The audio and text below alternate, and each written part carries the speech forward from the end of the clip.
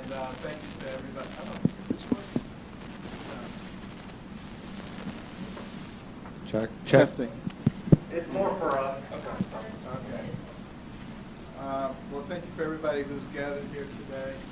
I always like coming to the great state of Texas because there are people here with common sense. It makes a difference. But it's great to be joined by some of our friends and partners like Representative Roy and Dr. Marvin, of course, and all of our other local partners who are gathered here today to share this goal of really elevating the forgotten Americans and getting them back on their feet. And today's discussion is especially important because our focus is on self-sufficiency and improving the federal government's policies and programs for our fellow Americans who are experiencing homelessness. Now, for a number of reasons, financial reasons, familial, health, and now economically induced reasons, by this once in 100-year, probably more than that, pandemic, some Americans are only 1, 2, or 3 paychecks away from kind of financial disruption that could eventually lead to homelessness. And if there's no support system, homelessness will ensue. So that's where many of the entities, including the federal government, can play a very important role in helping our fellow Americans get back to a point where they have hope once again in their lives. But evidence shows that current federal programs and policies intended to address the problem need some help. And like Dr. Margaret just outlined, simply throwing money and money and money year after year after the issue just has not produced the results that were expected. And, they say the definition of insanity is doing the same thing over and over again and expecting a different result. And federal spending on homelessness continues to increase with minimal impact. And in fact, despite all of this funding, homelessness has actually been on the rise over the last 7 years. Now, we all know that, it's not working, so at some point, I think we just have to be mature enough to accept that. We don't have to necessarily cast blame or aspersions on people. People have put forth very good, honest efforts over decades, and we can learn from the stuff that's been done, and we can build on the stuff that's been done. So it doesn't need to be an adversarial thing. There are plenty of changes that can be made to improve the federal policies. And even better news, there are more private and nonprofit partners who want to see that we take to partner with the federal government to find ways to lead people back to self-sufficiency. Because the more people who are self-sufficient, the stronger we are in communities and states and as a nation. So over the past 3 years, HUD has examined and studied the department's homelessness policies, and we've worked with usage to come up with a plan of action. And the changes that are being presented here today are hopefully going to significantly improve the homelessness program, and we can reverse some of these trends that we're seeing across so many of our cities. Our department plans to effectuate the following initiatives in order to spur positive change. First, we will restructure funding allocations so that results are prioritized rather than application formalities and process. In other words, let's do things that make sense and that are showing results and not just follow the bureaucratic process. This will broaden the services available to individuals in need and allow continuum of care to partner with other organizations in a better way. We'll also increase participation by faith-based organizations. You know, by funding groups that are achieving results, but also have specific mission-aligned mission policies, which specify certain parameters for entry. And you know, the nice thing about a lot of these faith-based organizations, they actually develop relationships with the people that they are helping. Those relationships are worth a lot more than just throwing money at people in terms of getting them to change the way they're doing things.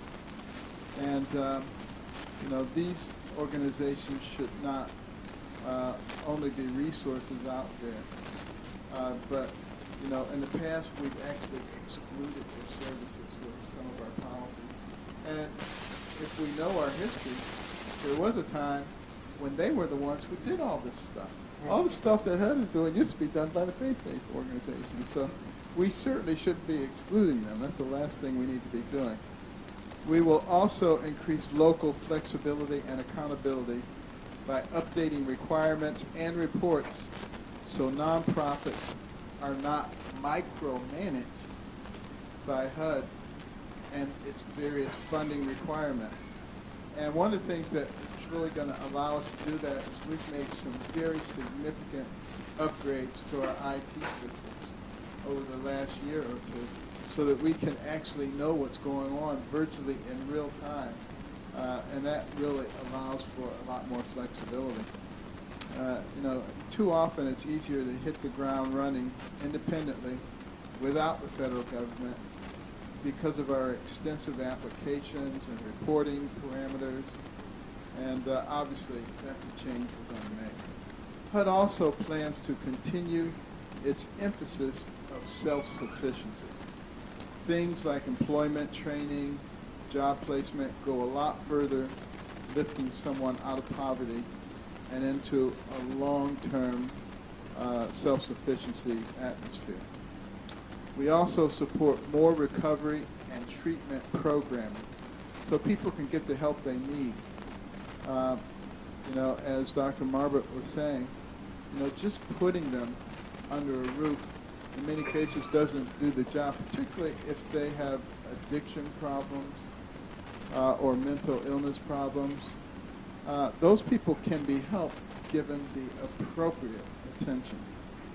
And I'm honored to work for our current president who is committed to enacting bold, long-lasting changes.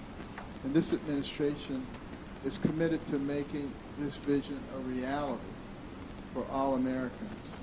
So thank you for being here. This is such an important topic. This is something that we can do. We have the resources, we have the intellect. The question is, do we have the will to do it?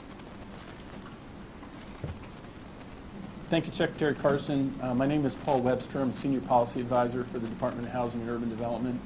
And I'm going to be moderating the rest of our time together. What we've done is we've invited folks in the community here in Austin and parts of Texas to just kind of have a conversation really about some of the findings that Dr. Marbut has talked about and the remarks from the Secretary. I also want to definitely invite Representative Roy as the congressman here in the greater Austin area. We want to make sure that we're understanding kind of your observations and what your constituents are seeing with respect to homelessness and housing in the Austin area.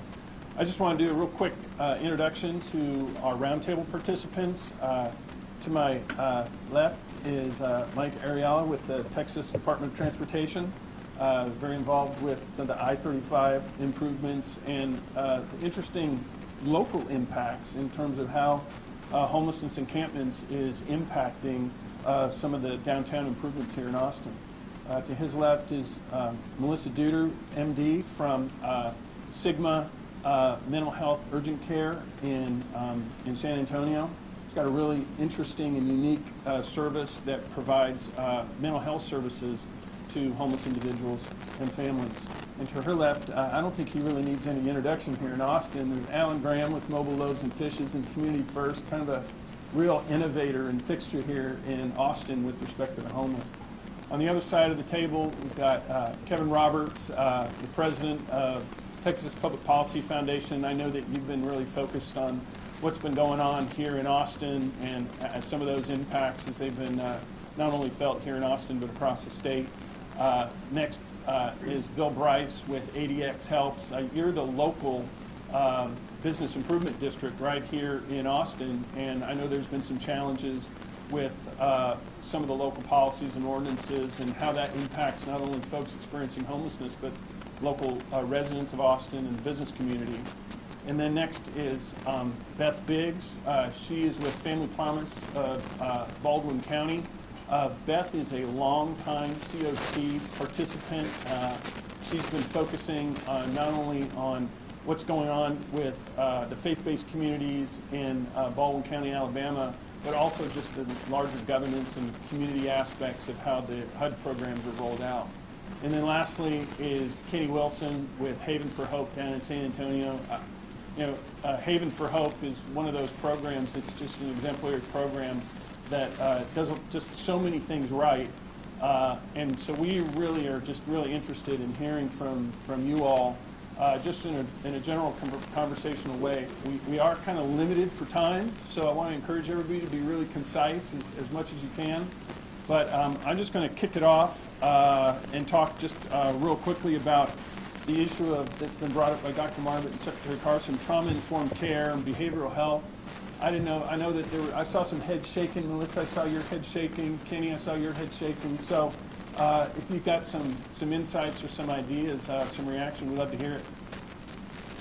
Yeah, so I'm a physician in Washington, Texas. I'm practicing in the area of psychiatry, and I've been practicing in San Antonio for about 15, 16 years, and only about 5 years working directly with the folks in the homeless population in our community. And that came about because our public systems that are in place to help individuals are complex, and they have developed over time very long lead times. So we have this existing model in our community where we're providing immediate care. And we came in and partnered with some of our agencies in San Antonio and began to provide that immediate care. And in psychiatry, we're talking about, individuals who are homeless. We're talking about schizophrenia, we're talking about serious bipolar disorder, post-traumatic stress disorder, autism spectrum disorder, addictions, heroin, very serious problems. The most extreme versions of those illness states that lead people to be without housing. So coming in early and stabilizing and offering care can help with the entire course of illness and can get people, restored to the ability to even be home. There are folks who are out in our communities who don't want to be in a home because of their mental health condition that prevents them from being able to do that. So I think this idea that we need to address root causes is really key to me. Great, thank you.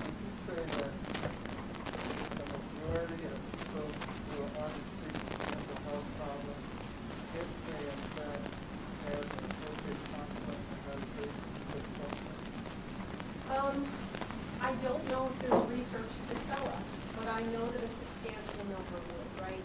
The question is, would the majority be able to be restored to living and growing, right?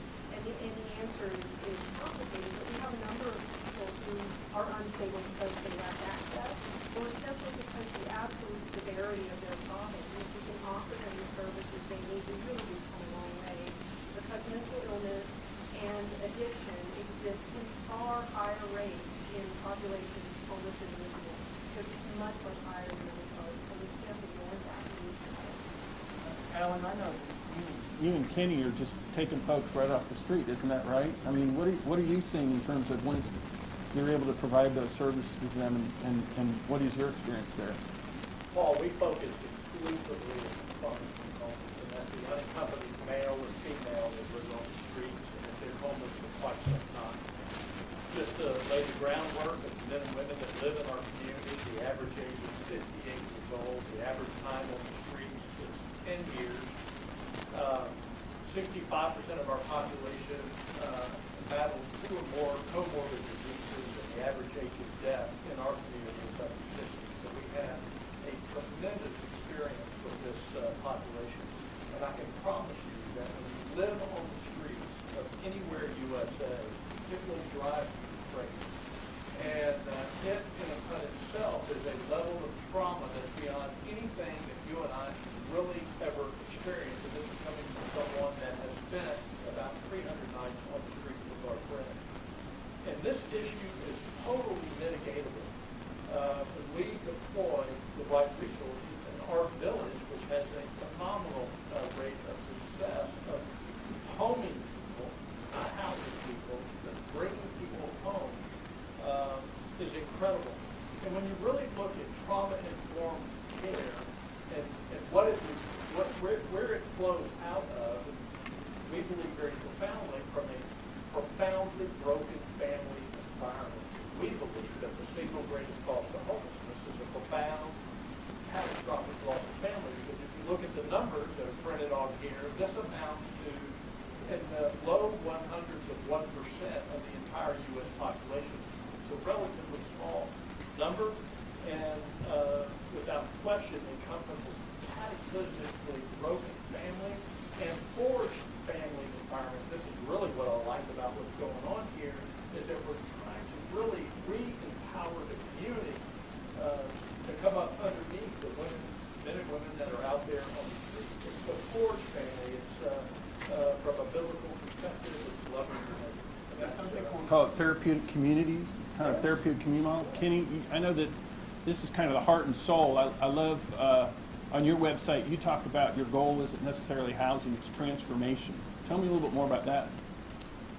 Well, we're very different from Alan. Alan's my hero. We supported Alan before I got in this business, and we're a campus of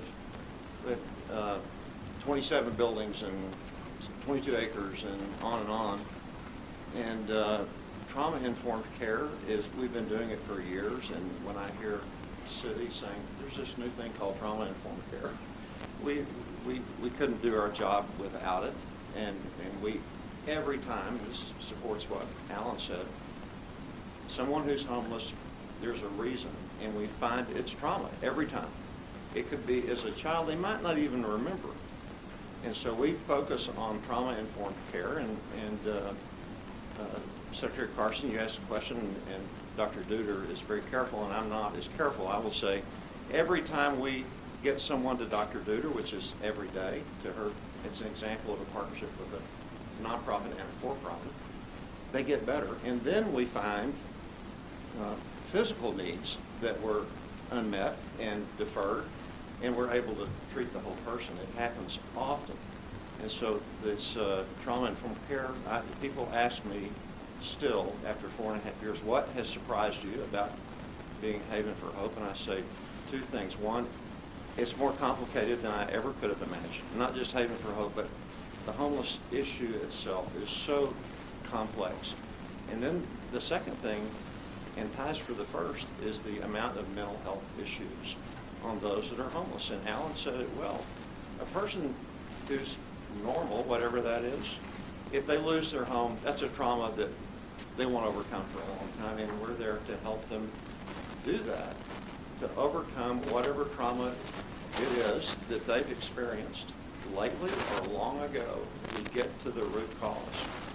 And our job, we believe, is to, a word you mentioned, Paul, is transformation. It is a key word at Haven for Hope. In fact, Dr. Marvin knows this, my office is in the transformation building at the middle of the campus. And not long ago, a woman said to me, I came here 8 months ago and mental health was my issue. Now I understand it better than I've ever understood it. I'm medicated properly. Through the job program at Haven, I have a job, and through the housing program, I have a place to live. And I'm leaving after 8 months. I came here with no hope, and now I have more hope than I've ever had in my life. So that's what we do, and I hear that over and over and over again. And so it's not one thing. There's not one way to do it, is there, Alan? We don't look like you. You don't look like us.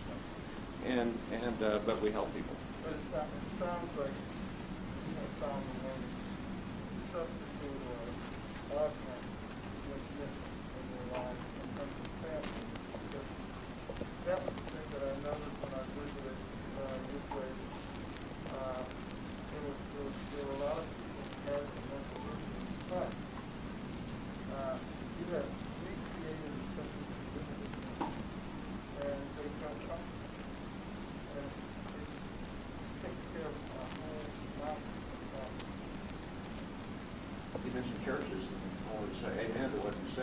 this last night in the meeting. We talked about churches are saying to us, we want to help, but we don't know how. There's so much unused property and people there, and I think a relationship is a big part of it. And many have never had a sense of community. I know that one of the challenges, it's great when you have those services and you can get folks into circumstances, housing, to get those services, but one of the challenges that a lot of communities are facing is the challenge of the unsheltered. And right here in Austin, we've seen just increases. I was actually talking to a police officer this morning, and he said, I've been with the force for 12 years, and every year I've seen it increase. So I wanted to ask Bill and Mike, I want to talk to Bill real quick to kind of give us an overview, but Mike, I wanted you to talk just a little bit about the innovation that you created with the with your initiative in the homeless with respect to the I-35. So Bill. Thank you. Bill Bryce with Downtown Austin Alliance. Mr. Secretary, thank you for facilitating this conversation today. If I could touch on one point in your last question, and that is the efficacy of providing behavioral health care services to people who are unsheltered is virtually impossible. To try and keep somebody on a treatment path when they are living on the street with the trauma that occurs with that and all of the different implications. Where am I going to find my next meal, a bathroom, a place to get out of the rain or cold, and trying to keep someone on a behavioral health or physical health regimen or case management plan is extremely difficult. Here in Austin, to the question about unsheltered homelessness, since our 10-year low point based on the annual point in time count, which was 2015, Austin has seen a 136% increase in unsheltered homelessness.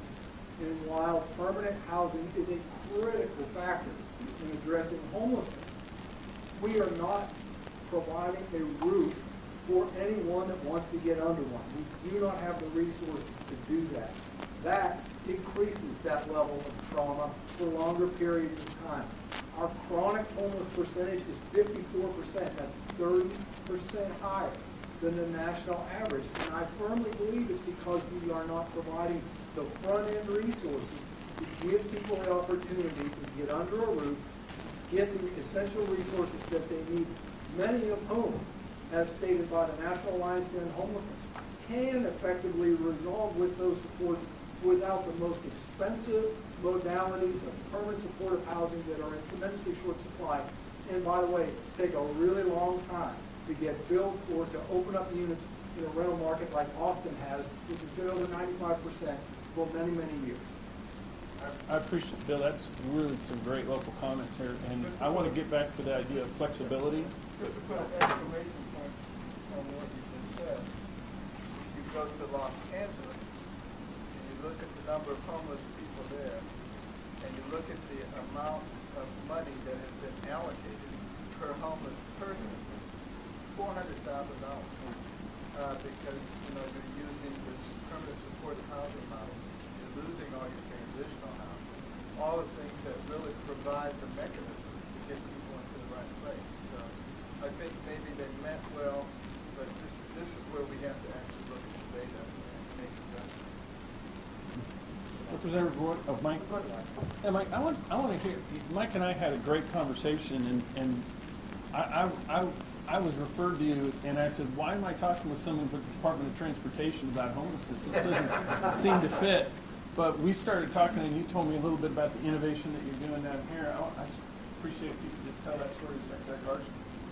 So homelessness and transportation are pretty synonymous. We all know that hundreds of individuals experiencing homelessness use our highways as residents, and so it's not uncommon here in Austin. And so our operations overlap all the time. So in 2017, when all the plans to reconstruct I-35, which is a major corridor you probably go through here, was planned, and we realized all these bridges and overpasses would be going away, we realized internally we would be displacing hundreds of people. And so we wanted to be part of the solution. And we knew as a transportation agency, we really weren't equipped for the train to do that. So we're just smart enough to know that we needed our local partners to come up alongside us. And so we developed the Mobility 35 initiative that was homeless.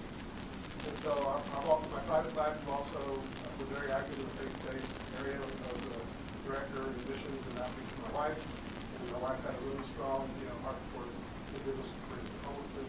So I kind of knew all the players in town, and so we invited everybody, all including our local and state agencies, to be part of this initiative. And to our surprise, it took off. Because all we really offered was a big tent for everybody to come collectively. We were kind of neutral and not each other as an agency, but we had good, solid partnerships and relationships, and that's what we brought to the table. Since then, our partners like Alan and Bill and all these folks have come together. Unfortunately, we had these strong bonds because we were going out to do all this stuff to homeless individuals and say, hey, it's coming, and then all of our mental health and physical and medical service people were right alongside with us to help us demonstrate pushing for housing. Then the governor tasked us to establish a state camp. Luckily, we established this for over 2.5 years, so we have all of our partners to help us successfully implement these camps, and we currently operate. And so the only credit that we deserve is we're smart enough to know that we need our local partners to attend this local. Yeah, well, first of all, I just want to say that I'm grateful to have the Secretary here in Austin. I'm proud and honored to represent downtown Austin. I'm also represent a good chunk of San Antonio, so it's great to have you all here representing the great folks in San Antonio.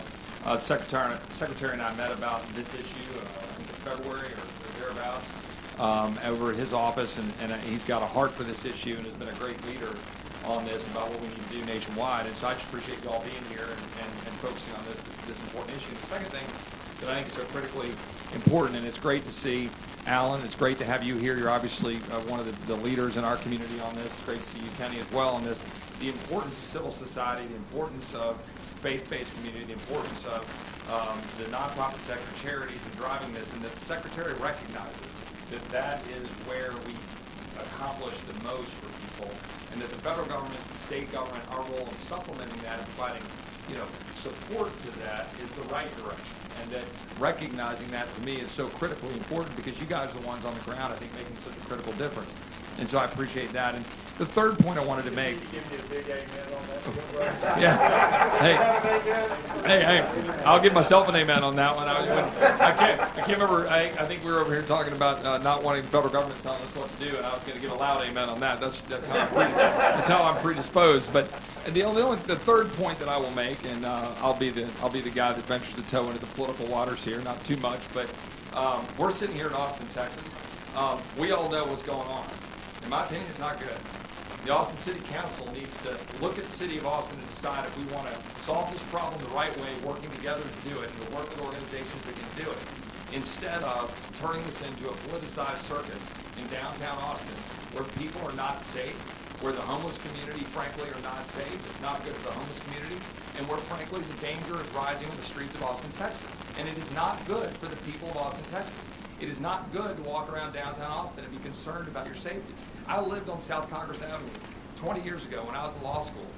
Whatever mischief I may or may not have gotten into, which I'll not say anything about, I felt safe walking around downtown Austin, completely safe.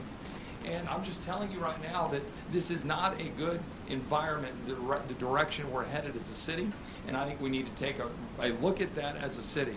And I'm speaking directly to the city council. Quit playing politics to people's lives. And that's what's happening in the city, and I'm tired of seeing it. We're seeing the numbers. We see what's happening. You see a 45% increase in the number of people here who are now unsheltered, and the homeless population, while you're seeing a 20% decline in transitional housing and so forth. That's not the direction we want to go. You see 10% increase in violence among the homeless population growing. Just last night, somebody I know had a knife drawn on them on downtown Austin right across from the Stephen F. Austin Hotel. That's not how we want our city to operate, and we're better than that. So I hope the city council will work with us. And the last thing I'll point out about that is the worst thing you could do right now is cut the Austin Police Department's budget by a third. That is not the right direction to go. We need to keep our streets safe. We need to be able to have partnerships with our police departments, be able to work with the Secretary and HUD and work with these great organizations that are on the front lines of civil society and our churches and come together as a community, as we're called to do. Those of us in the faith, we're called to do. And we should do that together. And so I appreciate having this roundtable to be able to discuss that. I'm glad you talked a little bit about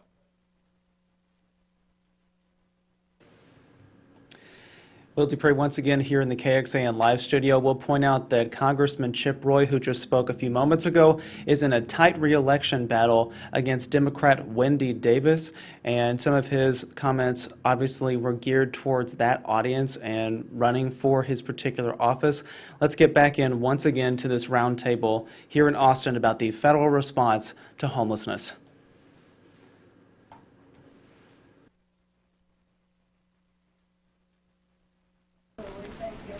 Dr. Carson and Dr. Morbett for being here.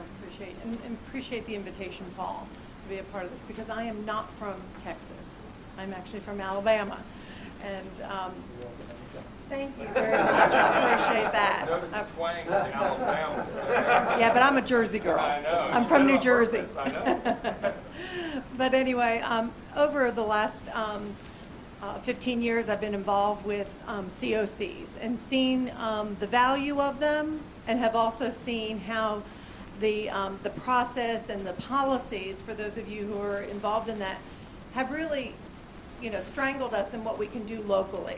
And so all I can do is say, I plead that you would consider changing some of those things, because we could have very good, caring communities and bringing people together in a coalition format to be able to address issues, and wonderful organizations emerge to meet those certain needs, very much like the ones that we're hearing about today. And then they are a part of this coalition, and then they hear about this $3.6 million coming to a community, or whatever, 9.6 million, whatever it is.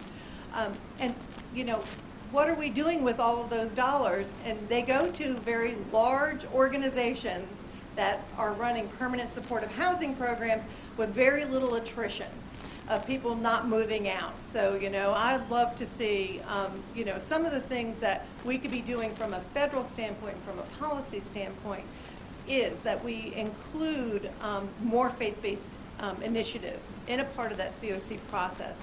Let local people make those decisions about what's going to work in their community. And, it may be unaccompanied youth. It might be inmates, returning from prison. It may be families with children, no matter what it is. But we have to sit there and we wait for a NOFA to come out. And if there's any new money, which is very little, that usually comes out, Washington tells us what we need to use that money on. And it's like, okay, all right. Well, maybe next year, maybe in 3 years. So if there's some more flexibility, and then also more creative thinking about how we can move people out of permanent supportive housing to be able to serve more people. If that is a model that's going to be continuing, throughout our country, we need to figure out how to do that better. And I think that's a very, very important point. And, what you hopefully have noticed at HUD is that we've changed our definition of success from the number of people we get in the program to how many we get out of the program, and be self-sufficient. And that's the philosophy that I think we need to spread around to everybody. It doesn't matter what their political stripe is. But when you think about the potential of a human being with a normal brain, what they can do. And some people think compassion is, there, you poor little thing, I'm going to take care of you. That's not compassion. Compassion is, how do I get this person to realize their potential and really begin to enjoy the fruits of that. Can I just make one other statement? When you talked about that self-sustaining, being able to help people, one of my greatest excitements recently is looking at how I work with families with children. I'm in a Family Promise affiliate, which we are across the country. I know some of you are very familiar with it. We have about, I think, 15 of them in Texas. So it's a great model that keeps getting duplicated across the country, because we get to partner with churches.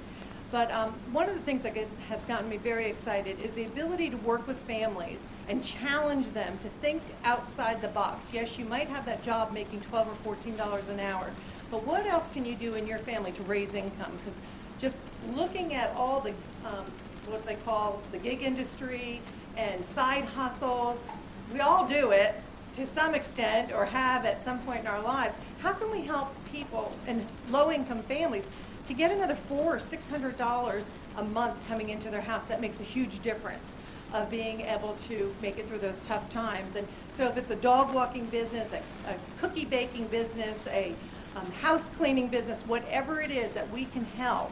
So from that standpoint, just helping low-income families to make those extra dollars really, really helps. And I love to see HUD support programs like that. That's a huge deal. I just want to affirm that comment. Well, one of the things that I've been working for the last 3 years to try to get Congress to approve is, not raising the rent on people in subsidized housing as soon as they make an extra dollar. And that's not going to encourage anybody to do what you're just talking about. And, you bring another income producing person into the household, your rent goes up. That's not good for families to make. It's almost somebody sat down and calculated how do we keep them under our thumb? And we've got to find a way to bring them together. Well, there used to be this term called empowerment, and there's a lot of focus at one point in time about empowerment and how we lift folks up and give them the supports that they need. And Kevin, I wanted to kind of hear from you a little bit, particularly on two things. First of all, on this idea of what you're seeing in Texas in terms of kind of empowerment, self-sufficiency, but also I wanted to just piggyback a little bit on Congressman Roy's observations of what's happening in Austin in terms of increases in unsheltered homelessness, if you know that that's happening in other parts of Texas as well. Sure, and thanks, Paul, for the question. I'll start by giving our friend from Alabama nice comments here. And thanks, Paul, for the question. Mr. Secretary, welcome back to Austin, and to my friend, Congressman Roy, thanks for your comments. I'll take those questions in reverse order. Our building for the Texas Public Policy Foundation is 2 blocks from here. Like Congressman Roy, I lived in Austin in the 90s, and it was a different place. And it was a place that was safe, including at 2 o'clock in the morning. You might ask, how do I know that? Well, I was in college. It was a place that businesses didn't have to worry about, and it's very different. And I don't, even though I'm a conservative, although I lead a nonpartisan think tank, I don't celebrate that 20 years of governance by the left has caused that. Although, leading a think tank, I have to call a spade and say that's what's happening. The result is, and this is the most important thing, is that when our employees leave our building after dark, but sometimes even in the middle of the day, this is no longer a safe place to be. I lament that for civil society. That is a problem that shouldn't concern just Democrats, Republicans, or liberals, or conservatives. It ought to embarrass us as Texans. And I can tell you that that problem is happening in almost every city in Texas. And so as Texans, regardless of where we are in the political spectrum, that's a significant problem. And then to move into the second, or the first question you asked me to do in a second, I would say that at the foundation, what we do is sort of what I've done today is listen to everyone's comments and take a step back and call a spade a spade. We do what I like to call reading reality truth, even if that truth is ugly. And the truth on this is, and not getting into intentions, I'll follow the Secretary's lead on that we have forgotten as we're building policy about 2 really important things. The dignity of every human person, regardless of what they look like, what language they speak, and who they're voting for. And the second thing we've forgotten is that we are hardwired by God, by nature, however you like to phrase it, to be a self-governing people. And our policy when it comes to homelessness has failed that. And I'm not just casting fingers at people on the left. We failed as conservatives until now, I will say. And so what I would say is what we're doing, or up to this point, what we've done in homelessness, is create the same problem we've created in education and in healthcare, where we continue to throw money at problems expecting that someone else will fix it with those billions of dollars, when we're forgetting the personal obligation we have, personified by Alan and our friends here, that every day civil society has to take up for that. And what we need to recognize from a public policy point of view is that government's in the way. And so let's just make a completely non-ideological conclusion. Let's just agree, as liberals and conservatives across this country, starting in this city, that we're no longer going to politicize this issue. And let's think about the dignity of people. Like my homeless friend Michael, I meet when I go into the Catholic Church 1 block from me. Been homeless for 10 years. Can't get him to you yet, Alan. Or our friend at the Texas Public Policy Foundation, Marty, who sort of is our security guard in some odd way. We can't get Marty stable enough to go into a program long term. but I mentioned them to put a human face on this problem. Those are the people we're failing. We're also failing our own kids and grandkids by not having the civil courage as a people to stand up and say, regardless of whether Republican or Democrat, members of the media, we're going to fix this problem. You've got examples all around this table. You get another amen. Yeah, the biggest amens have been about local community and faith-based organizations. But one thing that has been brought up that I want to dive into a little bit deeper is what are some of the obstacles that are out there that are preventing communities and preventing faith-based organizations from doing more? I mean, Baylor, I think that's another Texas organization somewhere right here. Not really. So there was a study at some other university that in 2017 they talked about how faith-based organizations provide the most beds in the majority of communities around the country. What do we need to do to spur more of that? Alan, what do we need to do, or do you even want the federal government to say, we're here to help? Get that closer to you, by the way. Yeah, there's a law that we've been studying, a federal law called the Religious Land Use and Institutionalized Persons Act, or LUPA, which was passed in around 2000, 2001, signed by Democrat Bill Clinton, that gave more religious freedom, land use freedom, to faith-based institutions. And we would like to see, and when you look at the amount of real estate that's owned by faith-based institutions, and look, here's just, I'm going to keep it simple, stupid, God. There's about 12 to 1,500 churches, synagogues, mosques, and temples in Austin, Texas, and there's about 1,500 unsheltered men and women in the chronically homeless state. And if you can help me with that math, it actually turns out that what appears to be a giant issue can be very small, but if we put too much policy in place, that very small issue becomes a giant issue. So why isn't it that we would allow a lot of this unused real estate to be places where we can house? Do you know how many psychiatrists and psychologists and trauma informed care people go to churches, synagogues, and mosques? They're everywhere. And so we have the resources within inside these little micro communities that if we unleash the power to do that, the policy power to do that, and help get the NIMBY forces, and I'll tell you, the NIMBY has its focus on one issue, and that's discretionary land use planning, aka zoning. And that is what is preventing us almost singularly as a society. But if we can get 5 people over at this church, synagogue, mosque, or temple, and 10 over here, and 3 over here, where the community is coming up underneath with the resources that are inside that community, what would our nation look like?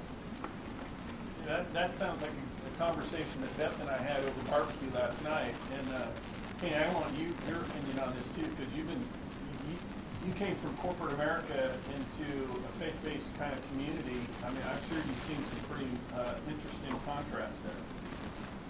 Well, I have, and all these amens at churches, I feel like I've been to church.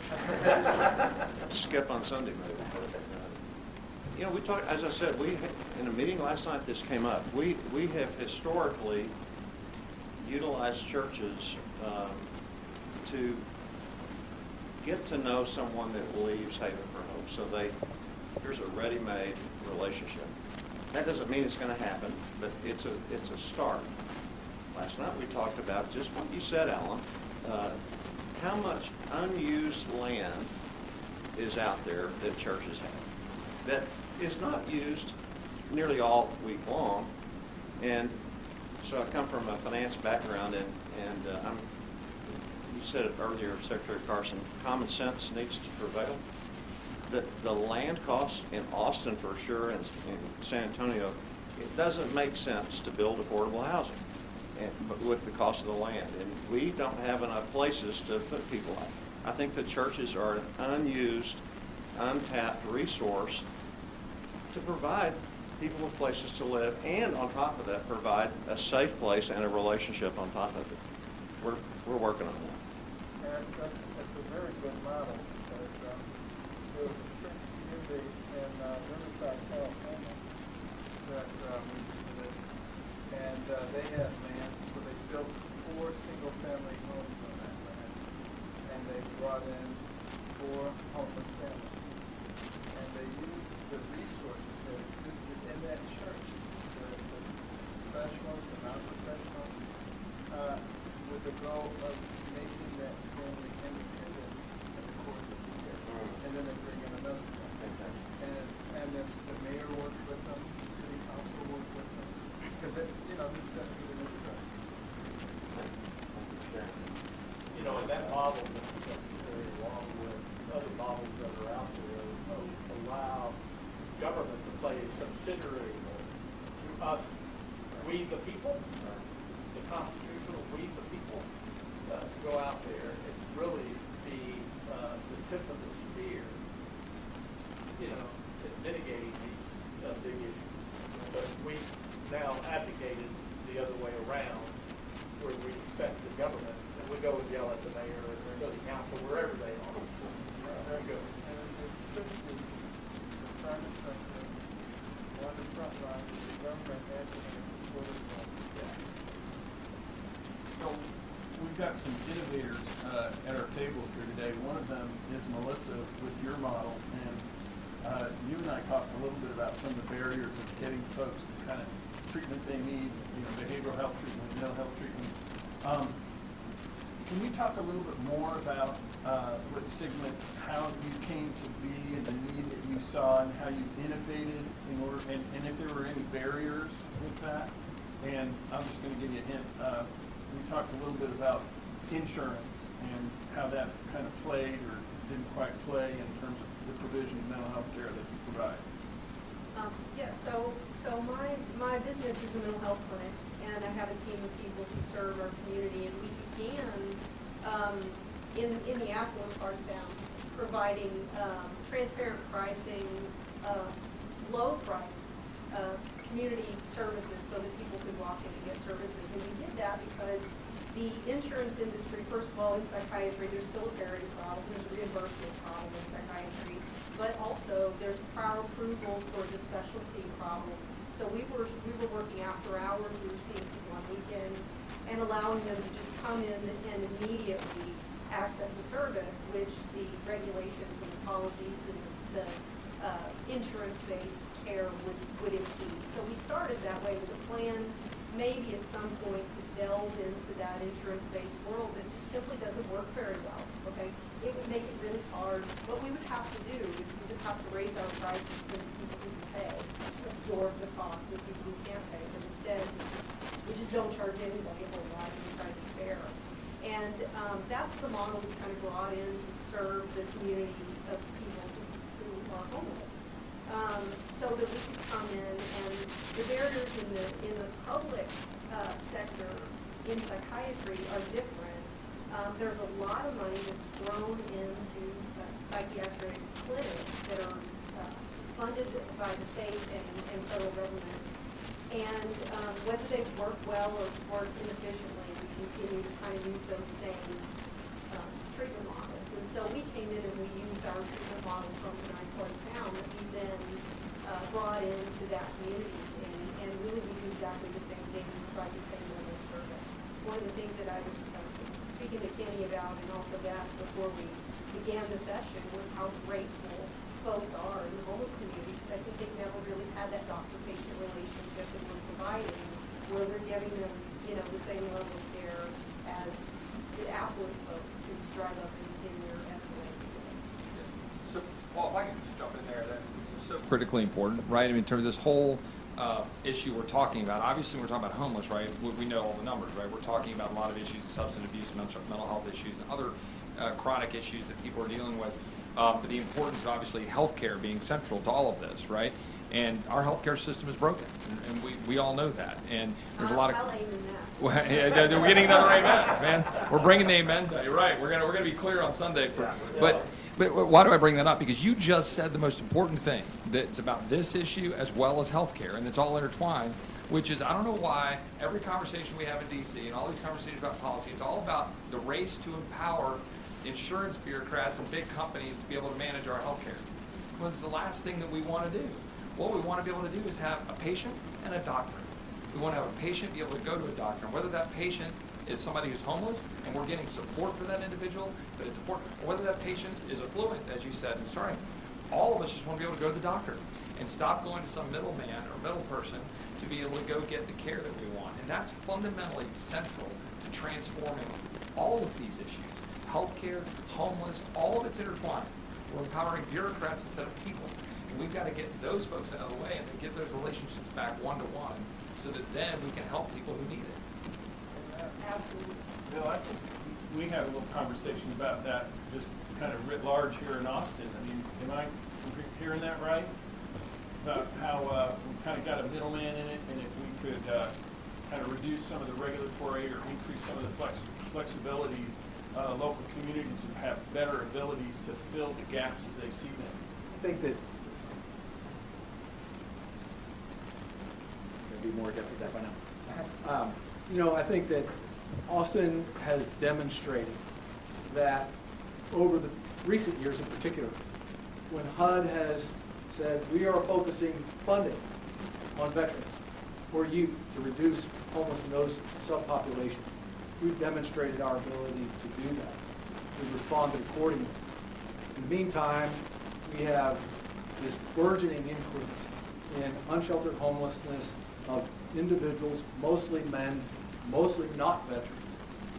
And so I think that having the flexibility to focus on what we know is important, and that changes over time, as all of us know, right? So what we need today will be different than what we need, hopefully, 5 years from now. But right now in Austin, we have a crisis of unsheltered homelessness exploding. Part of that has to do with changes of the ordinances allowing for that, but it also has to do with where our focus has been. As I said earlier, it takes too long to create new units. In the meantime, people are out there getting sicker and sicker in many different ways, and therefore harder to house. And so I think having increased flexibility to allow us as a local community, and certainly I would think others, to focus on what they specifically need is really important. I hope that speaks to your question. So we're coming towards the end of our time here, but I wanted to circle back to Dr. Marvitt and the plan that he's put together, expanding the toolbox, and just, you know, how do you think this plan is going to be received? I can kind of anticipate a couple of things, but you're identifying some things that everybody in this room seems to be very much supportive. But what is your anticipation? What's your hope in terms of looking at some of the response to this? Well, first I want to thank Dr. Carson, the congressman, and the panel. You all have identified what we've been hearing for the last year, is what we're doing is not working. And this is a HUD event today, but our report also covers the education data and what's going on with the K through 12. And we're seeing very similar issues in that community too. There's a whole section. We don't want to forget the children and homeless. And the other thing we're seeing more of is children experiencing homeless and becoming intergenerational now. Much of the West Coast, individuals that are experiencing homelessness, we find out experience homelessness is youth. So what we know is not working. You know, Peter Trucker always talked about what gets measured gets done. And if we continue to measure how fast we give you a house from the case manager to a key, rather than how successful the placement was, how quality, how many people exited homelessness forever, how many became self-sufficient, if we don't measure the right things, we're going to get the wrong thing done. And if we keep measuring the wrong things, we're going to get the wrong things done. So the time is to change. So to your point is, I would, change is never easy. People don't like change. People that were invested in this effort over the last 7 years, that just statistically has not worked. I mean, our funding is up by double. Housing units of Housing First has doubled. That's in the last decade. Since 2014, rapid rehousing has tripled, over tripled. Yet street-level homelessness is up 20.5% around the country, with many places acute. I went to school here in the 80s, and then I came back for a PhD in the aughts. And I've seen it get worse, and then when I was going around this morning and last night, this is the worst I've ever seen Austin. It's moving toward Los Angeles. And so if we don't make change and make the adjustments that the Secretary talked about, we're just going to get worse and worse and worse. The time has come to make change. You know, the definition of insanity is repeating the same mistakes and think it's going to get better. Or to think if you put more money into it, we're just going to, we got to fix some things before we start, you know, that we got some really basic things to fix. And I would expect that a lot of folks are going to have challenged that, especially folks that were really invested in that old model that's not working. So thank you very much. Well, thank you, everybody. This has been a great conversation. I definitely want to thank, obviously, Secretary Carson for coming to Austin and allowing us to focus on such an important issue. Congressman Roy, thank you very much. All of our panelists, your help is so invaluable to understand what we need to do to respond to your needs. So thank you very much. I appreciate it. Thank you.